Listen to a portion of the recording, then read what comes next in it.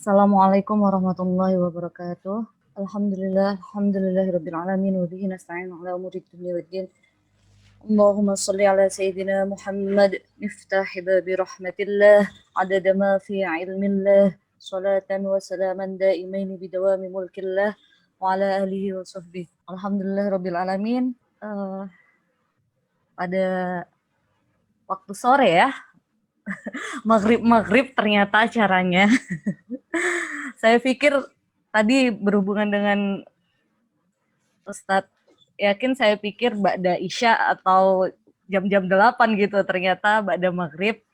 Tapi semoga tidak menjadi masalah karena tadi mikirnya kalau ba'da maghrib bakalan banyak yang ngaji, tapi alhamdulillah juga partisipan sudah 21 sampai jam 18.45 ini di tanggal 8 Januari 2021, dan pertama kalinya kajian agak menarik sebenarnya judulnya ya, kajian suami-suami dalam tanda kutip takut istri, dengan judul menjadi wali karena takut istri, yang pada sore menjelang malam ini perdana, yang nanti beliau Ustadz Ahmad Ainul Yakin LCMAG yang akan menyampaikan tentang kajian ini yang diambil dari kitab As-Sobri ala Zaujah, begitu ya Ustadz ya. Bahkan tadi sempat ketika saya mendapat pamflet dan alamat Zoom-nya ini, sempat saya share di beberapa grup WhatsApp, tuh ada yang bilang seperti ini. Di Hadramut Yaman ada salah satu makam yang sangat mustajabah ketika bertawasul. Ketika menziarahi makam ini, di makamnya Syekh Abdurrahman Bajal Haban, dikisahkan beliau menjadi wali besar karena sabar dengan istrinya yang galaknya sudah terakreditasi A, gitu Ustaz. Jadi saya sampai nggak bisa berkata-kata ya, segalak apa itu yang sudah terakreditasi A, seperti itu Ustaz ya.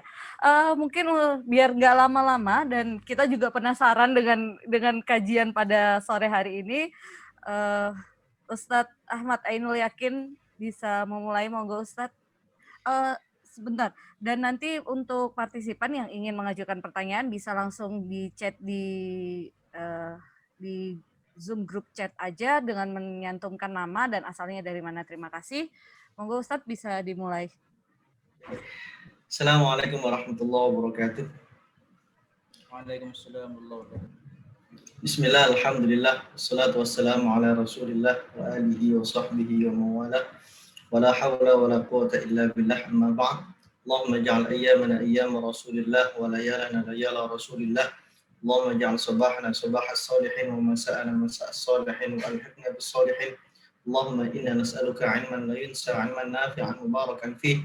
Allahumma faqihna fid din wa 'allimna ta'wil. Allahumma arina al-haqqa haqqan warzuqna ittiba'ah wa arina al-batila batila warzuqna ijtinabah. Allahumma ja'alna mimman yastami'una al-qawla fayattabi'una ahsanah. Wa sallallahu ala nabiyyina Muhammad wa ala alihi wa sahbihi wasallam. Alhamdulillahi rabbil alamin. Alhamdulillah, malam ini kita bisa memulai kajian kita, kajian yang sangat unik ya menurut saya, karena kitabnya juga kitab sangat unik sekali, di antara kitab-kitab yang jarang ditemukan atau mungkin baru ya bagi kita ya, karena mengumpulkan kisah-kisah para nabi, para ulama, para wali-wali Allah tentang bagaimana mereka bersabar menghadapi istri-istri mereka. Jadi sebetulnya kitab ini tidak hanya untuk laki-laki ya, tapi juga untuk perempuan-perempuan yang mungkin dia mempunyai suami yang seperti saya ya, yang sering marah dan lain sebagainya ya. Jadi makanya istri saya juga saya suruh ikut biar lebih sabar menghadapi saya, kan seperti itu. Karena tentang amal itu laki-laki dan perempuan tidak ada bedanya sebetulnya, karena Allah itu kan berfirman ya dalam surat Al-Maidah, seingat saya Al-Maidah, wa may ya'mal minas salihati min dzakarin aw untha fa huwa mu'minun wa huwa mu'minun fa ulaika yadkhulul jannata wa la yuzlamuna naqira itu. Jadi siapapun yang dia melakukan perbuatan baik, baik laki-laki maupun perempuan, maka mereka lah yang akan masuk surga dan tidak mungkin terzalimi. Jadi di sini sebetulnya tidak hanya untuk suami-suami yang takut istri, tapi istri-istri yang takut suami sebetulnya. Jadi yang jelas secara umum adalah kitab ini mengisahkan bagaimana kita lebih bersabar kepada pasangan-pasangan kita. Ini sangat menarik sekali karena banyak sekali dari kita yang kurang bersabar sehingga terjadinya perceraian di Indonesia ini cukup luar biasa ya. Nah, tingkat perceraian sangat tinggi sekali, sehingga semoga dengan kita belajar kitab ini kita terhindar dari hal-hal yang meskipun itu halal tapi Allah tidak suka ya, itu perceraian. Dan mungkin di sini yang belum menikah gitu ya, yang sebelum menikah saya yakin banyak sekali yang belum menikah karena mayoritas ini hampir juga mahasiswa saya juga. Ini juga sebagai pelajaran bagaimana nanti ketika sudah menikah itu lebih bersabar lagi. Jadi sudah punya rem ya, sudah punya wawasan bagaimana ternyata orang-orang zaman dahulu, para ulama, para nabi itu ternyata luar biasa. Bahkan Nabi kita Muhammad SAW, saya ingat sekali, Sayyidah Aisyah itu pernah melempar piring, memecahkan piring. Dan saat itu Nabi Muhammad di hadapan sahabat, itu kalau cara sekarang itu, mungkin saya campur dengan bahasa Jawa ya, karena saya orang Jawa ya. Jadi cara sekarang itu ada kiai, kemudian di depan kiai itu ada santri-santrinya. Dan bunyai di belakang marah-marah sampai melempar, memecahkan piring. Itu bagaimana kan? Harkat martabat seorang kiai itu kan, ini di depan santrinya. Tapi apa Rasulullah Shallallahu Alaihi Wasallam yang beliau sabdakan, yang beliau katakan, ketika Sayyidah Aisyah itu melempar piring sehingga piring itu pecah, apa kata Rasulullah? Gharrat ummuku, ibumu sedang cemburu. Selesai, itu. Enggak kemudian kamu malu-maluin saya di depan santri-santri saya, kamu malu-maluin saya di depan sahabat saya ini nabi, bukan seperti itu. Itu kalau nabinya mungkin Mizan yang orang Madura, wah itu bisa beda lagi. Alhamdulillah nabinya itu Nabi Muhammad yang menjadi qudwah kita semua, sehingga kita sebagai orang laki-laki ya di sini jangan kemudian kita merasa diruntuhkan harkat martabat kita karena istri kita marah dan lain sebagainya. Maka disinilah dalam kitab ini kita akan belajar dan kita akan lebih bersabar lagi untuk menghadapi pasangan-pasangan hidup kita, dan semoga dengan kesabaran itu mengantarkan kita menuju surga Allah Subhanahu wa taala, yang mana di dalamnya adalah fiha Rasulullah sallallahu alaihi wasallam. Karena alasan pertama masuk surga itu jangan apapun sudah. Alasan pertama masuk surga itu karena satu sebetulnya. Fiha Rasulullah sallallahu alaihi wasallam. Itu alasan utama dan sudah tidak ada duanya sebetulnya. Karena ada salah seorang sahabat atau tabi'in itu ya, yang jelas kisah ini sangat masyhur sekali. Ketika ditanya kenapa kamu ingin masuk surga, beliau menjawab fiha Rasulullah, fiha Rasulullah. Dalam surga itu ada Rasulullah. Oke, baik, saya terbiasa membaca buku itu mulai muqaddimah dulu, tidak langsung bab pertama. Di muqaddimah ini saya baca karena belum menemukan PDF-nya sehingga tidak apa-apalah. Kita baca sedikit demi sedikit dan saya lebih cepat bacanya, yang penting inti-intinya nanti saya terjemahkan dan saya jelaskan. Muqaddimatun alhamdulillahirabbil alamin. Al-muallif di sini yaitu Syekh Yusuf Abjik As-Susi. Ini ketika saya baca beliau kalau saya tidak salah dari Maroko ya, Maroko.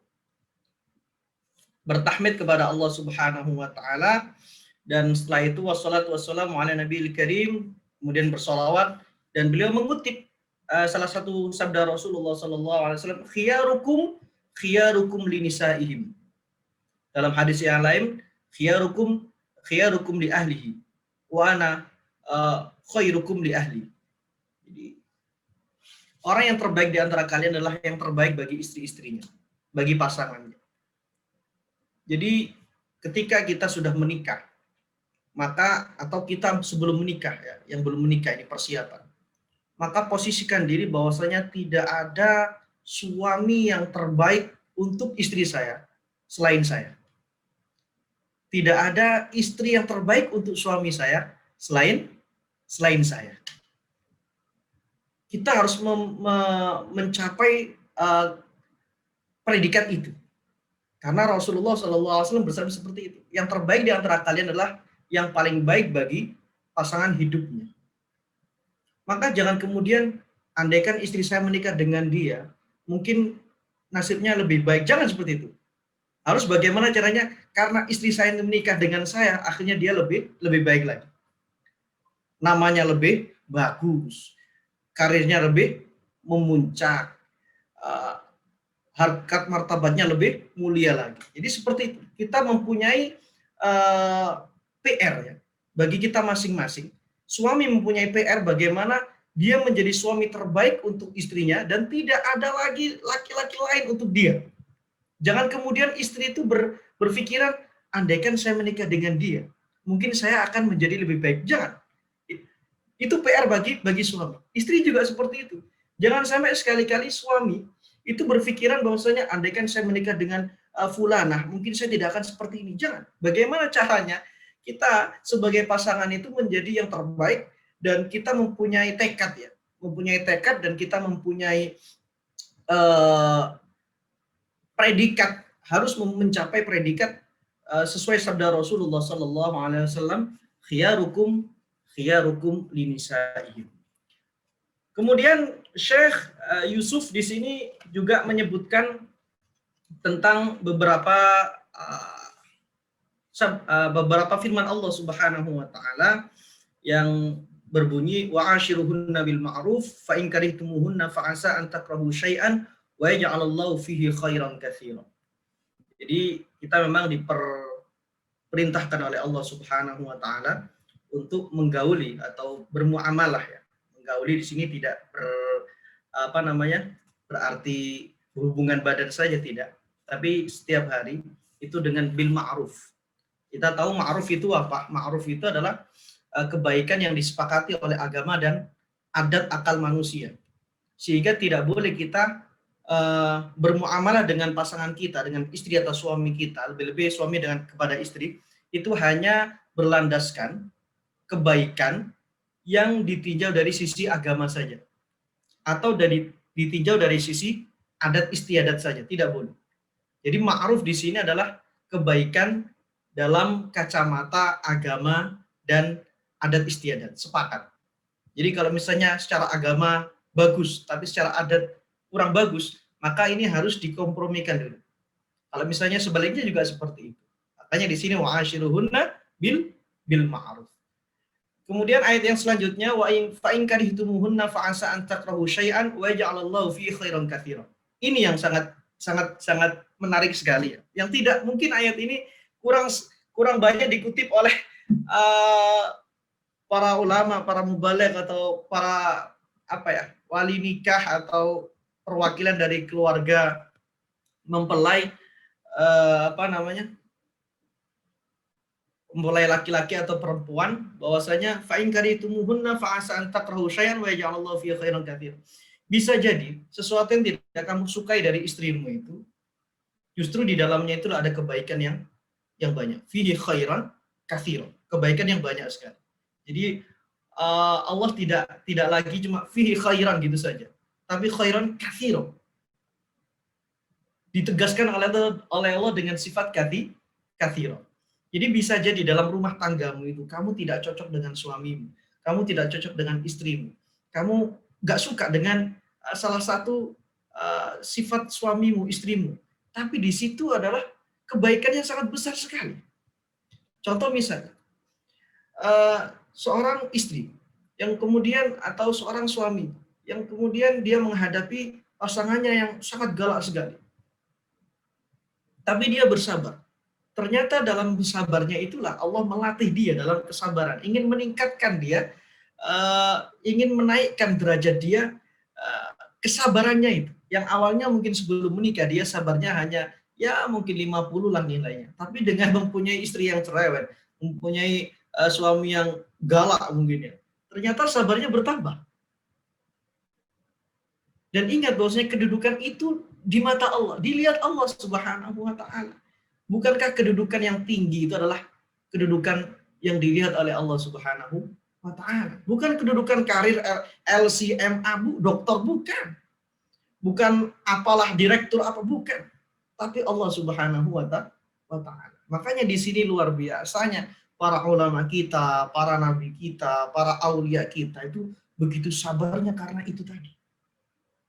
Makanya guyonannya antara para kiai itu bisa gagah di podium. Kiai bisa nyentak-nyentak, bisa melengking-lengking suaranya di depan mic. Tapi kalau sudah di rumah, sudah kiai tidak bisa berkutik dengan bunyai. Seperti itu goyonannya para kiai itu. Jadi itu memang benar, Ternyata oh iya ada ilmunya dan ternyata inilah bukunya. Jadi luar biasa buku ini. Dan kemudian juga Syekh Yusuf di sini mempertegas ya ayat tadi itu fa in karihtumuhunna fa asa an takrahu syai'an wa ja'alallahu fi khairan katsira, dengan hadis Rasulullah sallallahu alaihi wasallam, la yafraq mu'minun mu'minatan in kariha minha khuluqa radiya minha akhar.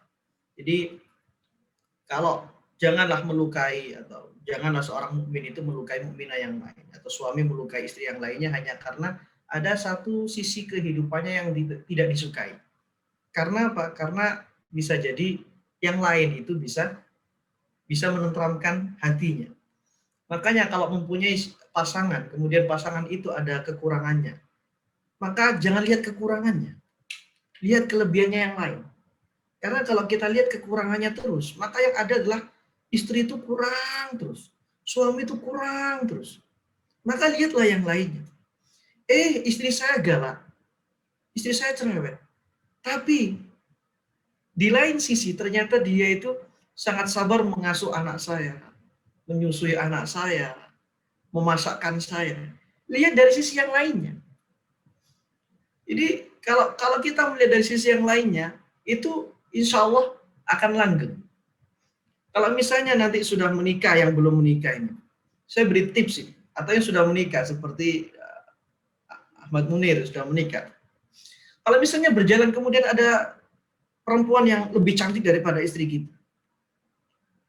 lalu kita katakan, wih dia lebih cantik daripada istri saya. Tapi, kasih tapinya, kasih kalimat-kalimat kemudian tapi istri saya lebih sederhana, istri saya lebih tidak neko-neko, istri saya tidak menuntut apapun kepada saya. Kalau seperti itu, maka rumah tangga itu akan insya Allah, akan menenteramkan insya Allah. Tapi kalau kita melihat kekurangan pasangan terus yang kita lihat, maka yang ada setan itu akan mengompor-ngompori kita dan akan semakin mudah kita menceraikan atau berpisah dengan istri kita atau dengan suami kita, yaitu pasangan kita. Jadi ketika kita melihat orang lain kok mempunyai kelebihan daripada pasangan kita, maka kita harus langsung membelokkan pikiran itu bahwasanya pasangan kita mempunyai kelebihan yang lain yang tidak dimiliki oleh orang yang sedang kita lihat itu.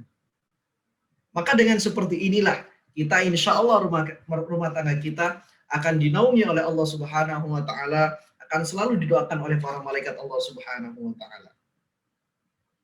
Kemudian ini juga ini sampai jam berapa ya kira-kira? Saya nggak diberi waktu tadi. Apa secapek saya? Dan ada sebuah istilah tentang talak ini jangan kemudian diremehkan ya. Banyak orang yang meremehkan, nggak apa-apa talak saja. Karena talak itu halal, cerai itu halal. Padahal dia tidak fokus pada abghadul halal, abghadnya. Jadi jangan kemudian membaca hadis tentang cerai, tentang talak, itu fokus pada halalnya, keliru. Tapi fokus pada abghad, yang paling dibenci oleh Allah. Itu kan isim tafdhil, hiperbola, yang superlatif ya dalam bahasa Inggris mungkin ya.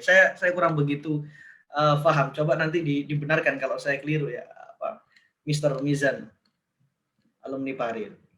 Abghadul halal. Jadi kalau kita membaca hadis tentang cerai, tentang talak, itu jangan fokus kepada halalnya. Ini kebanyakan dari umat Islam atau orang-orang di luar sana itu fokus pada halalnya. Abghadul halal ya innallahi at-talaq, atau at-talaq. Enggak apa-apa lah, halal saja, kan sudah talak saja. Akhirnya cerai nikah. Jangan itu, tapi fokuslah kepada abghadnya, yang paling dibenci oleh Allah. Sebetulnya cerai itu dibenci oleh Allah.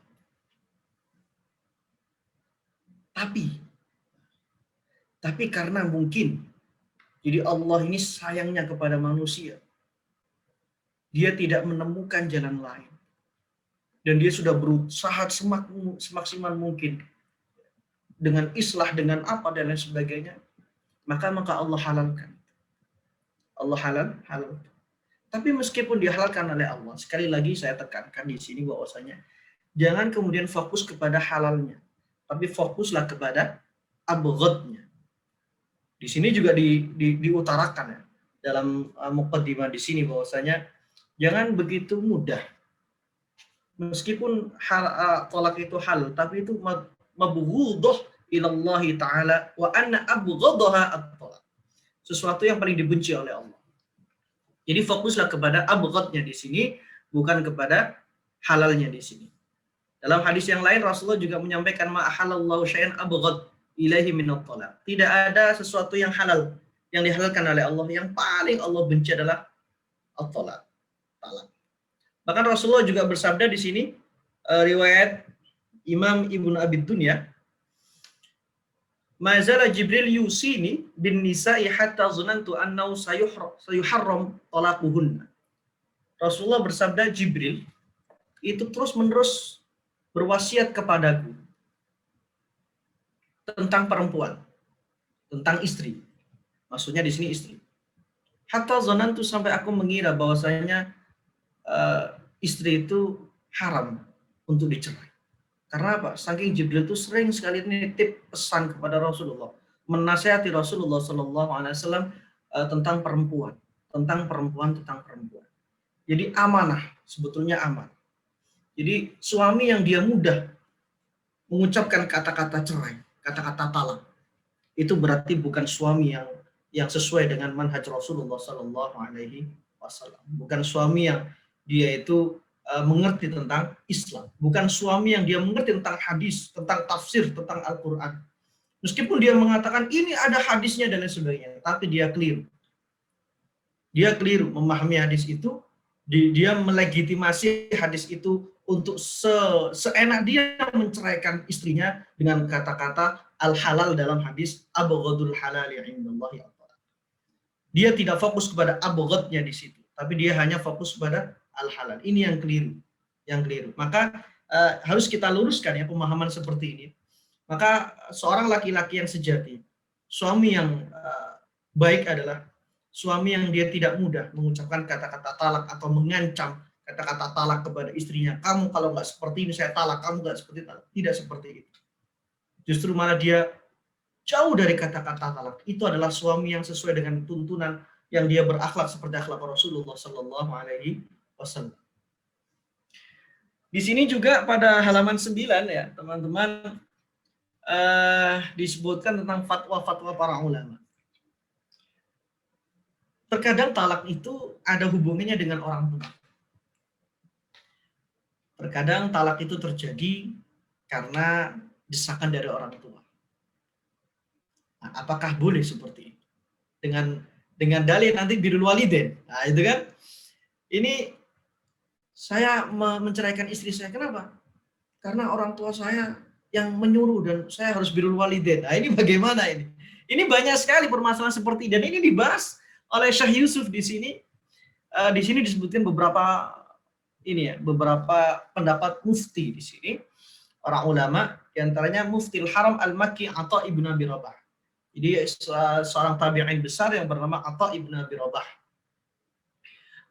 Diriwayatkan faqad rawal Imam Abdullah ibn Mubarak fil birri was silah qala rahimahullahu taala akhbarana Ibnu Luhay'ah qala haddatsani Muawiyah ibn Rayyan annahu sami'a rajulan yas'alu ata'an an rajulin lahu ummun wa imra'ah. Jadi Imam Atha ibn Abi Rabah ini ditanya oleh seseorang. Laki-laki ini mempunyai ibu dan mempunyai istri. Wal ummu la tardha illa bi talaqi imra'atihi. Ibunya tidak ridha kecuali laki-laki ini mentalak istrinya. Apa jawaban Imam Atha ibn Abi Rabah? Liyattaqillaha fi ummi wal yasilaha. Qala ayufariqu imra'atahu? Qala Atha la. Qala ar-rajul fa innaha la tarda illa bidzalik.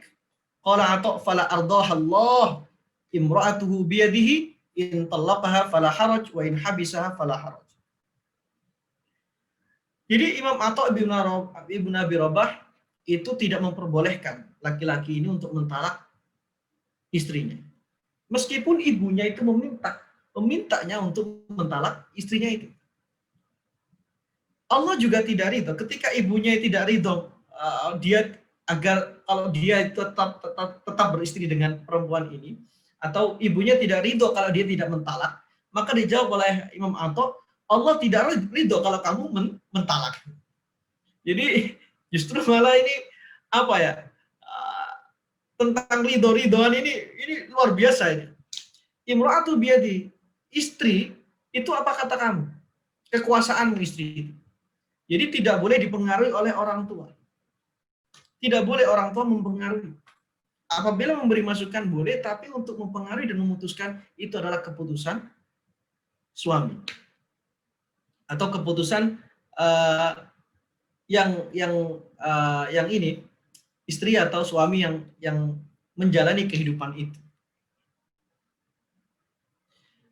Ada juga akbarut tabi'in, juga termasuk min kubara'it tabi'in, Imam Hasan Al-Basri, itu juga beliau ditanya, qila lahu rajulun imra'atuhu amarathu ummuhu an yutalliqa imra'atahu. Ada orang yang diperintahkan ibunya untuk mentalak istrinya. Bagaimana Imam? Laisa talaq min birriha fi syai'. Mentalak istri itu bukan termasuk dari birrul walidain kepada ibu, kata Imam Hasan Al-Basri. Ini bukan saya yang ngomong. Dalam kitab yang lain juga, termasuk kitab Hilyatil Auliya,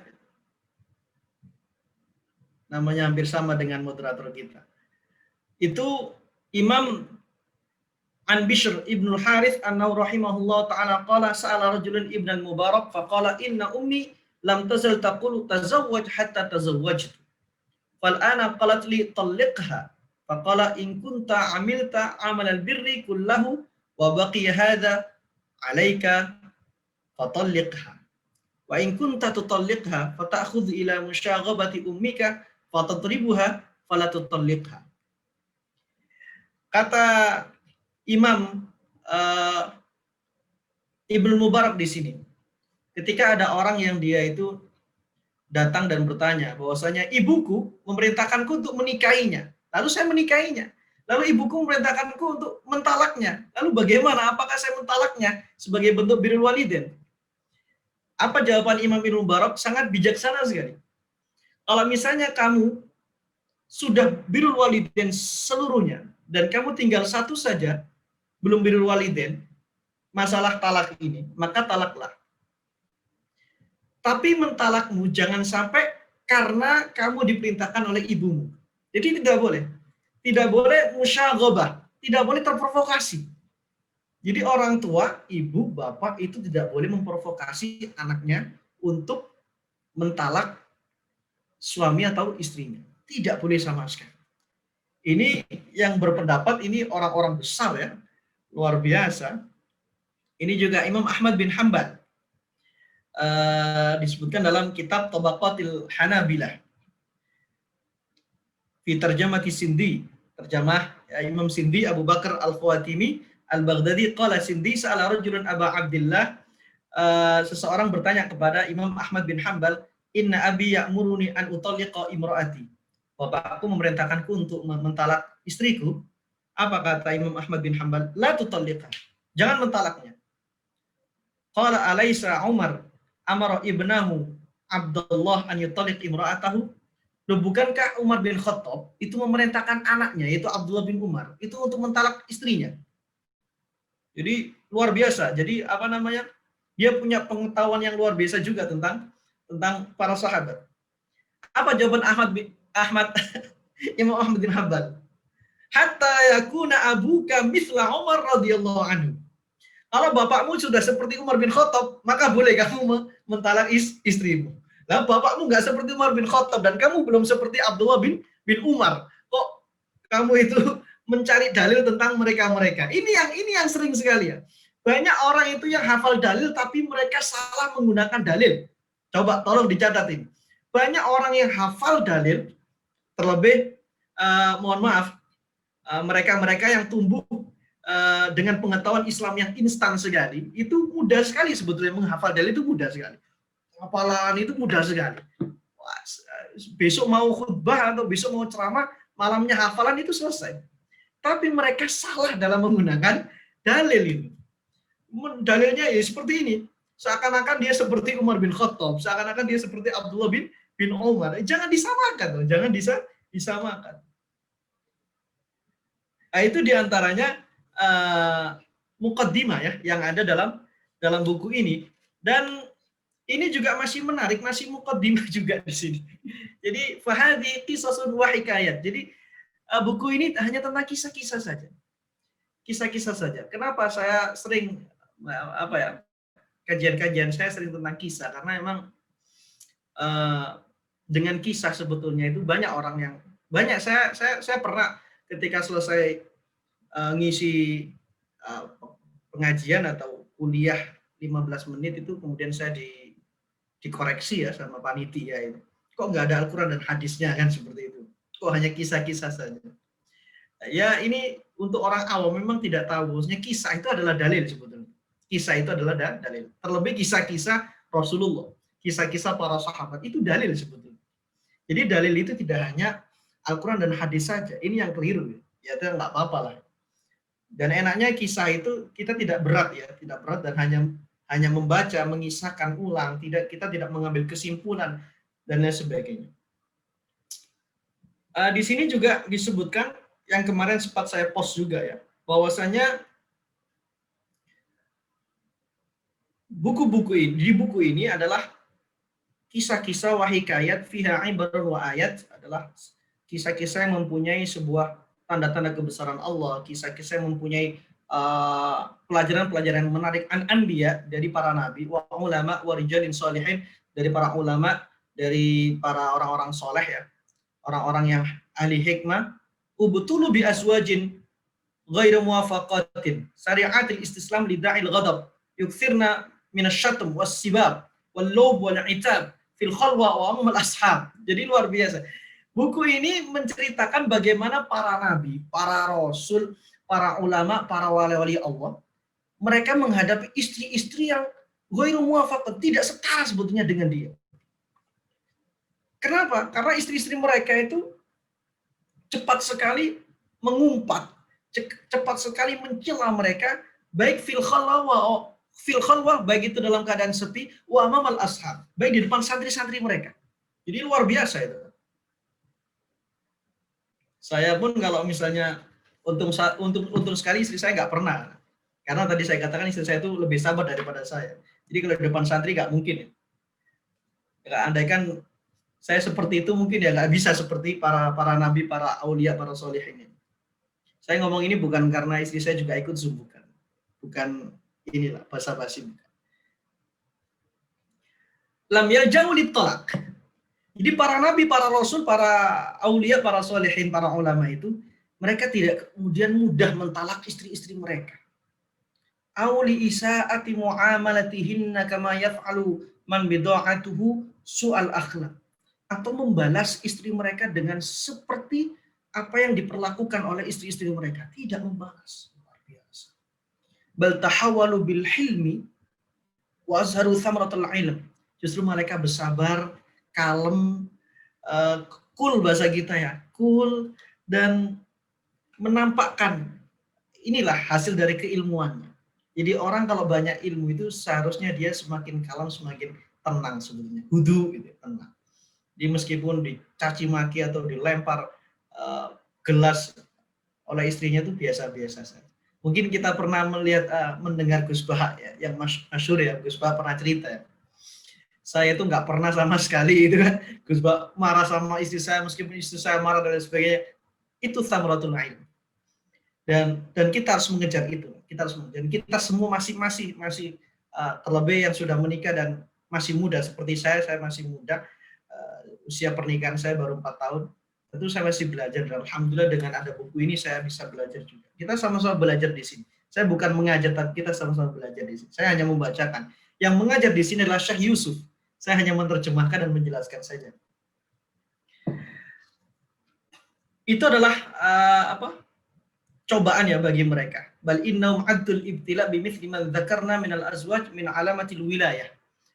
Bahkan ujian-ujian menghadapi istri yang cerewet, istri yang marah-marah itu adalah min alamatil wilayah. Salah satu tanda dari kewalian. Makanya di sini disebutkan Imam Al-Ghazali mengatakan as-sabru ala lisanin nisa mimma yumtahanu bil auliya. Sabar terhadap lisan atau mulutnya istri, caci maki istri, omelan istri, ya. Apalagi itu bahasanya lagi. Omelan, caci maki atau apalah ini. Itu termasuk dari kata Imam Al-Ghazali mimma yumtahanu bil auliya, termasuk cobaan dari wali-wali Allah. Jadi kalau pengen menjadi wali Allah itu sebetulnya mudah itu. Enggak perlu sampean itu sholat tahajud 8 rakaat, enggak perlu sampean sholat duha 8 rakaat. Sholat tahajud 11 rakaat, baca Quran satu hari satu khotaman itu enggak perlu.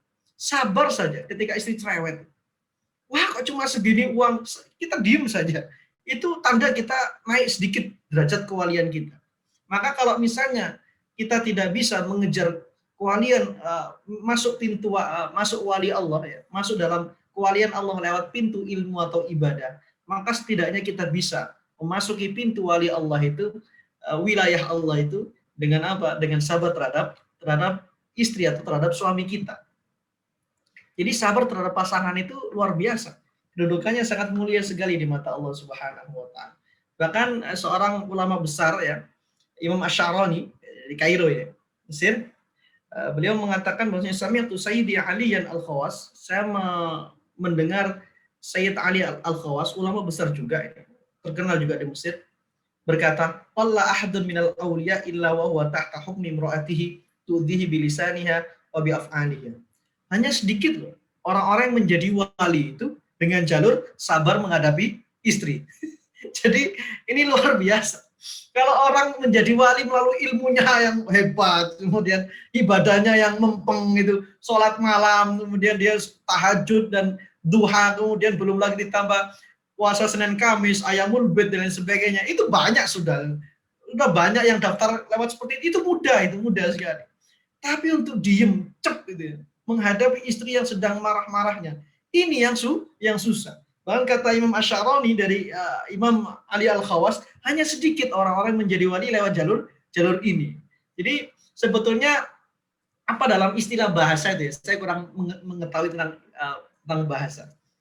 Yang saya sampaikan bahwasanya kalau kita tidak bisa melalui jalur ilmu dan ibadah, maka kita harus lewat jalur menghadapi istri yang cerewet ini, kita harus sabar. Itu sebetulnya lebih susah yang kedua daripada yang pertama itu. Nah, inilah yang nantinya itu akan dibahas pada buku ini. Dan di sini juga disebutkan, mungkin ini terakhir ya sebelum kita masuk, besok mungkin sudah mulai masuk kisah-kisahnya. Karena ini hanya ini saja, hanya awal saja, pembukaan saja. Rasulullah bersabda seperti ini. Inna iblisa yadau arsyahu 'alal ma'. Thumma yab'atsu sarayahu fa'adanahum minhum manzilatan a'zamahum fitnatan yaji'u ahaduhum fayaqulu fa'altu kadza wa kadza fayaqulu ma sana'ta syai'an qala thumma yaji'u ahaduhum fayaqulu ma taraktuhu hatta farraqtu bainahu wa baina imra'atihi qala fayudnihi minhu wa yaqulu ni'ma anta. Jadi iblis itu di markasnya, jadi dia meletakkan markasnya itu di atas air. Ketika dia itu di markasnya itu, dia mengirim pasukan-pasukannya ya. Pasukan-pasukannya dikirim yang untuk menggoda kita semua. Kemudian mereka ini laporan, pasukan itu laporan. Ayo, ini bosnya lah saya, bosnya ya. Kamu habis ngapain saja? Saya berhasil goda ini nggak masuk sekolah. Saya berhasil ini menggoda nggak masuk kuliah. Ini saya berhasil menggoda dia nggak jadi ngaji. Saya berhasil menggoda dia bangun jam 7 pagi sehingga subuhnya habis, hilang dan sebagainya. Wah, macam-macam. Saya berusaha ini, akhirnya dia mencuri dan lain sebagainya. Apa kata apa bos gengnya iblis itu? Alah kamu itu ecek-ecek gitu. Itu biasa saja. Kemudian ada orang yang terakhir ini, iblis yang terakhir, bukan orang ya. Iblis yang terakhir, setan yang terakhir ngomong, saya sudah berhasil menceraikan fulan dan fulana. Apa kata pembesar iblis? Ni'ma anta. Wah, ini yang paling bagus ini. Ini pekerjaan prestasi yang paling tinggi itu seperti ini. Jadi sebetulnya teman-teman, prestasi iblis yang paling tinggi adalah bisa memisahkan antara dua insan manusia. Bahkan mungkin teman-teman yang pernah ngaji dengan saya, termasuk tentang ngaji pranikah itu, saya pernah mengatakan, ketika akad nikah diucapkan, qabiltu nikaha wa taswijah bil mahri madhkur, setan iblis itu lari, terpirit-pirit, nangis dia, dan arsy itu goncang. Mereka nangis. Setan itu nangis karena apa? Mereka tidak berhasil mengganggu dua manusia ini untuk berzina sebelum menikah itu. Dan ternyata mereka berdua menikah. Setan itu nangis. Dia merasa kalah sudah, kalah telak dengan sepasang suami istri yang mau menikah tanpa pacaran. Lalu jangan kemudian, wah setan menangis selesai. Tidak, belum selesai. Tapi setelah setan itu kalah, dia membawa apa ya? Senjata-senjata, jurus-jurus yang lain yang lebih jitu untuk mengganggu kita. Jadi PR setan itu, setelah mereka gagal mengganggu dua anak cucu Adam ini untuk zina, karena sudah menikah ya, karena menikah diawali dengan zina, maka setan ini kembali lagi. Untuk apa? Untuk menggoda bagaimana caranya agar rumah tangga ini runyam dan akhirnya mereka berdua ini pisah. Yaitu talak cerai terjadi. Maka disitulah makanya Allah Subhanahu wa taala itu abghadul halali indallah. Halal yang paling tidak disukai oleh Allah Subhanahu wa taala. Maka fokuslah kepada abghad, jangan hanya fokus kepada al-halalnya. Demikianlah penyampaian dari saya karena sudah cukup 45 menit ya saya kira. Kalau memang ada pertanyaan monggo silakan, saya kembalikan ke moderator Neng Lia Ibrahim. Terima kasih Ustadz Ainul Yakin, Masya Allah. Luar biasa ya penjelasannya, bahkan saya sebagai seorang perempuan sedikit banyak merasa agak tersindir juga nih. Kayaknya memang belajar sabar antar pasangan suami istri itu tidak dari satu sisi aja, jadi tidak dari suami yang bersabar, tapi juga begitu pula dengan istri juga yang harus bersabar untuk menghadapi para bapak-bapak yang terkadang juga bukan kalau perempuan identik lebih cerewet, kalau bapak-bapak terkadang lebih apa ya, lebih emosionalnya lebih tinggi begitu Ustadz ya. Untuk partisipan di Zoom pada malam hari ini bisa langsung saja tanya di grup chat atau langsung ada ini dari mungkin satu atau dua penanya ya. Ini sudah ada satu penanya dari @Ahmad Nasir bertanya, cara menaklukkan istri yang galak itu gimana Kiai? Pertanyaan yang menggelitik sebenarnya ya. Saya rasa sebenarnya gini, sebagai seorang perempuan saya menganggap bahwa sebenarnya nggak ada perempuan yang galak Ustadz. Cuma memang terkadang dia karena saking cerewetnya dan lebih mengedepankan perasaan tuh karena gampang baper aja kalau perempuan. Jadi kalau galak tuh kayaknya kurang pas gitu. Mungkin ini bisa dijawab dulu Ustadz, nanti untuk pertanyaan selanjutnya bisa langsung hidupin video masing-masing ya. Siapa yang bertanya nanti lambaikan tangan ke kamera, bukan karena tidak kuat lagi, tapi untuk mengajukan pertanyaan kepada Ustadz Ainul Yakin. Ini yang pertama bisa dijawab dulu Ustadz. Terima kasih. Bagaimana cara menaklukkan istri yang galak? Jadi saya tidak bisa menjawab karena istri saya nggak galak ya. Jadi cari kiai-kiai yang istrinya galak. Ya itu jawaban saya. Benar, karena memang istri saya nggak sebegitu galak ya. Ya kadang ya biasa lah namanya manusia kan ada marahnya dan lain sebagainya. Ya diem saja lah. Nggak usah terlalu digubris. Ya seperti Rasulullah itu ketika Ibunda Aisyah memecahkan piring, melempar piring ya Rasulullah diem saja. Ibumu sedang cemburu gitu saja. Gharat umukum, selesai. Nggak usah karena apa? Karena gini loh teman-teman, perempuan itu kalau kita bantah 3 kata, maka akan keluar 9 kata. Kalau kita jawab 10 kata, akan keluar 50 kata. Nggak selesai sudah, nggak selesai. Sudah, diem saja. Ya bener kan? Loh, yang perempuan ya. Moderator kita kayaknya kesindir-kesindir ya. Jadi memang seperti itu. Jadi diem. Rasulullah sudah mencontohkan seperti itu. Umar bin Khattab juga seperti itu kan. Nanti mungkin ada juga nih. Jadi ketika Umar bin Khattab itu dimarahi istrinya, diem. Bayangkan sebagai Umar bin Khattab ya, luar biasa. Orang semua takut, jangankan orang, setan sih takut. Umar bin Khattab lewat gang 1, setan itu muter lewat gang 2.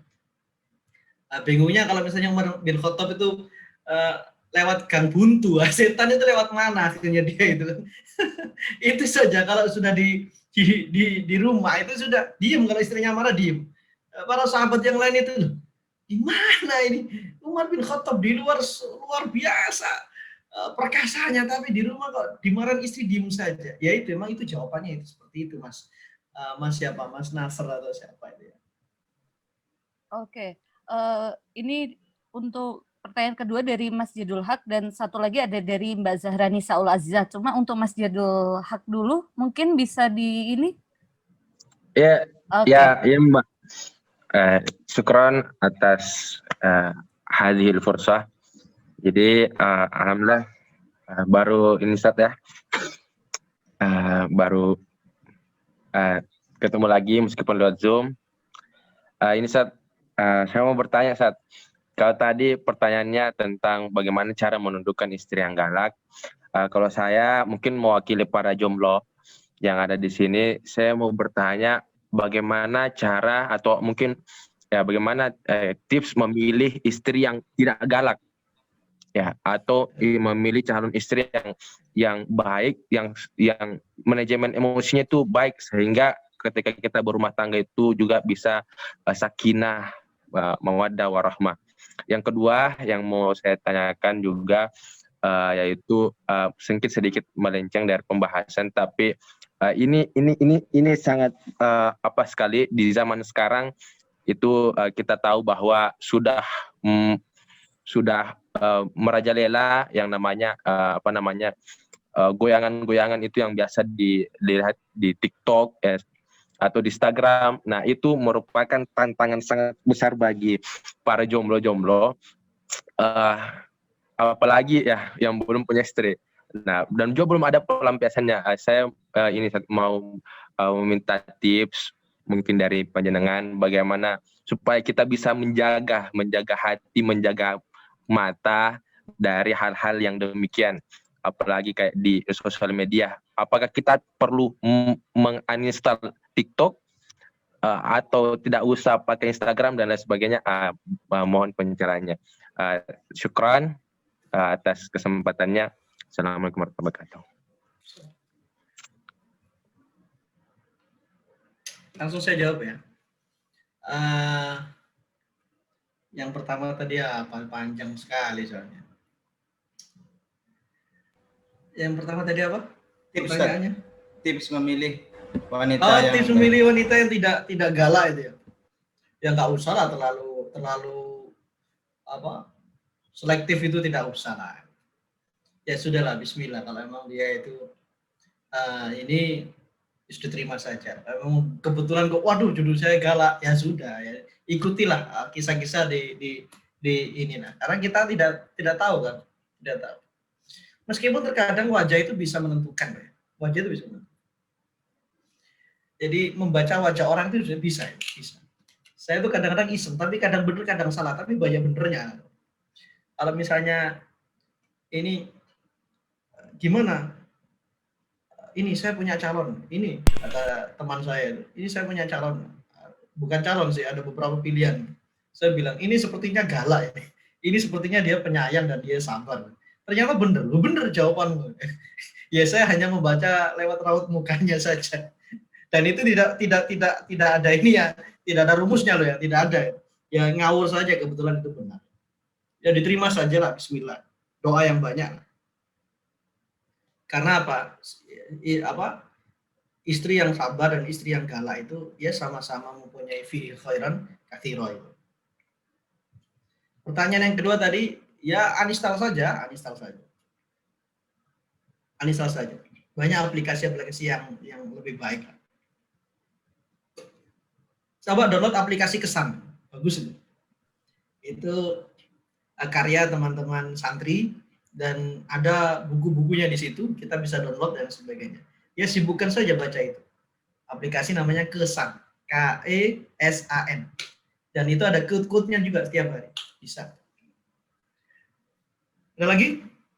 Iya lagi. Satu Ustadz dari Mbak Zahra Nisaul Azizah. Ustadz, saya menarik kesimpulan bahwa suami atau istri sebaiknya memiliki manajemen emosi yang baik. Bagaimana Ustadz kita untuk tahu seorang laki-laki yang baru kita kenal bahwa dia sudah menunjukkan dan mempunyai manajemen emosinya, apa dari sisi ibadahnya atau dari yang lainnya? Gitu Ustadz. Ya, gini ya. Jadi serba salah. Kadang ta'aruf itu banyak orang yang dia itu menyalahkan ta'aruf ya. Dalam artian akhirnya ta'aruf itu tidak menjadi role model ya. Oh jangan ta'aruf karena kamu seperti membeli kucing dalam karung. Sebenarnya tidak seperti itu. Dalam ta'aruf pun kita juga tidak boleh juga membeli kucing dalam karung. Makanya Rasulullah SAW itu kan bertemu. Ketika bertemu itu kan kita melihat. Ketika melihat dia, terus kita bertanya tentang dia, itu juga dalam rangka ta'aruf sebetulnya. Tanya tentang dia, bagaimana kesehariannya dan sebagainya. Itu juga tentang ta'aruf. Mencari informasi itu tentang dia, itu tentang calon ya, itu juga termasuk dari ta'aruf. Maka jangan kemudian kita yes pokoknya nikah dan sebagainya, janganlah. Jadi kalau bisa ya mencari informasi yang sedetail mungkin tentang dia, tidak untuk kebaikan, tidak untuk kekurangan sebetulnya, mencari-cari kekurangan orang tidak, tapi untuk kebaikan kita bersama. Dan yang lebih penting sekali itulah berdoa kepada Allah Subhanahu wa taala agar kita diberikan jodoh yang tepat. Itu yang paling penting. Satu lagi Ustadz, mungkin pertanyaan terakhir dari Sita Ala Arham, bisa dinyalakan videonya?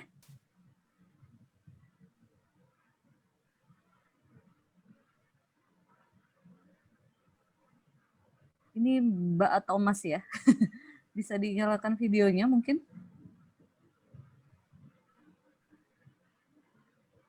Suara aja nggak apa-apa kalau emang nggak siap suara. videonya ya.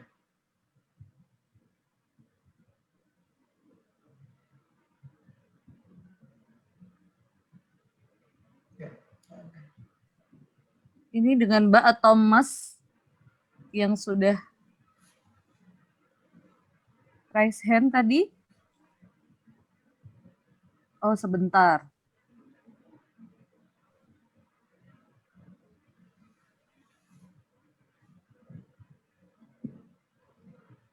Sambil menunggu dari beliau. Ya sebetulnya nanti kalau misalnya minggu depan kita mulai lagi juga, kita lanjutkan. Ini juga sangat menarik sekali ya, menarik sekali kisah-kisah yang luar biasa. Bahkan sampai-sampai ya, saya sendiri merasa malu ya, ya Allah, ternyata seperti itu para ulama kita. Saya sedikit saja nggak cocok dengan istri, saya sudah marah-marah dan lain sebagainya, tapi para ulama kita bahkan sampai ada wali Allah itu dia dipukul sama istrinya diem saja. Biasa. Ini KDRT istri ya, bukan terhadap istri, tapi KDRT dilakukan oleh istri kepada suami. Ini luar biasa, hebat. Sudah siap mungkin pertanyaan dari lain? Dari Mbak Thomas ya, yang Sita Ala Arham ini. Belum ini Ustaz. Tadi sempat ini sedikit sebelum beliau ya. Sebelum beliau masuk nanti ini sedikit aja. Agak tertarik saya dengan ngendikan jenengan tentang saya sedikit bisa menebak ketika melihat orang itu dia terlihat sabar atau enggak, itu sedikit menarik gitu Ustaz. Iya, saya nggak tahu ya kenapa kok saya punya ilmu seperti itu ya. Sama, ketika saya taruh sama istri saya itu saya melihat ini orangnya sabar, ini orangnya penyayang, ini orangnya telaten. Dan memang benar, ternyata sabar sekali. Sama anak-anak saya juga sabar, sama saya juga sabar. Benar. Dan saya banyak benarnya. Jadi yang jomblo-jomblo di sini silakan nanti storekan ke saya calon-calonnya nanti agar bisa saya terawang gitu. Ya itu nebak saja sih, nggak tahu apa. Iya, siap. Oke. Saya Ustadz ini kirimkan sudah nanti fotonya, Ustaz. Sita Al-Arham bisa Oke. mendengar suara saya? Oke, siap. Dengar nggak, Mbak? Oke. Baik, menarik sekali tadi penjelasan dari Ustadz ini. Karena sangat menarik, baru pertama kali juga saya dengar-dengar tentang kisah-kisah ini dari wanita-wanita yang cerewet ibaratnya gitu, dapat nanti bisa jadi wali. Kami spoiler aja, Ustadz. Kira-kira ini kitabnya apakah bahas soal wanita-wanita semua yang cerewet ibaratnya kayak gitu? Kan kayak diskriminasi sekali. Mungkin isi gambaran kitabnya itu seperti apa? Karena kan nanti ya kalau kita bisa jadi wali, nanti kalau wanitanya bisa jadi apa kan seperti itu kalau isinya perempuan-perempuan semuanya. Ya. Dan itu tadi kalau bisa dibagi trik-triknya untuk dapat tahu apa tadi wanita yang bisa dia agak galak enggak itu, wah kita akan mengikuti sekali ini. Oke, mungkin itu aja yang bisa kita sampaikan, Ustaz. Terima kasih. Iya. Memang ini kisah-kisah tentang para ulama yang dia menghadapi istri-istri yang cerewet, dan tidak ada sebaliknya kisah-kisah perempuan yang menghadapi suami yang galak dan sebagainya, tidak ada di sini. Tapi meskipun seperti itu, ini bisa kita ambil sebuah kesimpulan dan hampir sama sebetulnya. Balasannya itu sama. Apabila misalnya istri sangat sabar menghadapi suaminya yang galak dan sebagainya, dia patuh tetap terhadap suaminya dan dia bertahun-tahun tetap taat kepada suaminya, maka dia menjadi wali Allah. Karena tidak ada diskriminasi tentang amal soleh dalam Islam. Maka siapapun yang dia itu bersabar terhadap pasangannya, maka dia akan mendapatkan derajat kewalian itu. Jadi sama saja sebenarnya, sama saja. Dan memang kitab yang ada di sini adalah para nabi, para rasul yang menghadapi istri-istri yang cerewet. Jadi seperti itu. Tapi ini jangan dilegitimasi ya, akhirnya yang perempuan akhirnya cerewet kepada suaminya, jangan deh. Agar suami saya menjadi wali. Iya benar menjadi wali, tapi umurnya pendek nantinya. Karena kan angka kematian perempuan dan laki-laki itu kan lebih banyak laki-laki daripada perempuan, karena memang mungkin guyonannya orang-orang dokter dan biasanya mubalek itu juga karena sudah pikiran ya, di luar pikiran pekerjaan, di rumah marahin sama istrinya, kemudian dia ke masjid pengen dengar kesejukan dari para ulama, ternyata masjidnya kajiannya kajian caci maki dan sebagainya, kajian ancaman-ancaman. Akhirnya sudah dia tidak menemukan solusi dalam hidupnya. Yang terjadi akhirnya dia ya kena stroke dan lain sebagainya. Jadi jangan kemudian ini dijadikan legitimasi agar akhirnya yang perempuan yang ikut kajian ini akhirnya murang-muring terhadap suaminya ya. Jangan. Ya mengenai yang tadi itu ya nggak tahu, saya spontan saja untuk bisa membaca wajah ya. Perempuan itu ya nggak tahu, spontan saja. Saya tidak tahu apakah ada kitabnya atau tidak, nggak tahu saya. Saya kira seperti itu.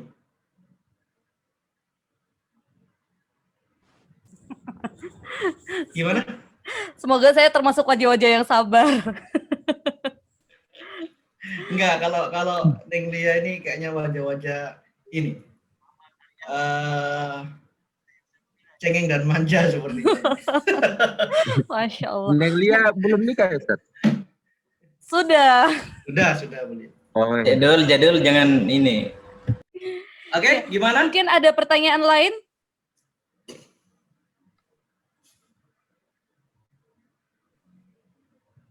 Ada pertanyaan lain nggak? Tidak ada sepertinya.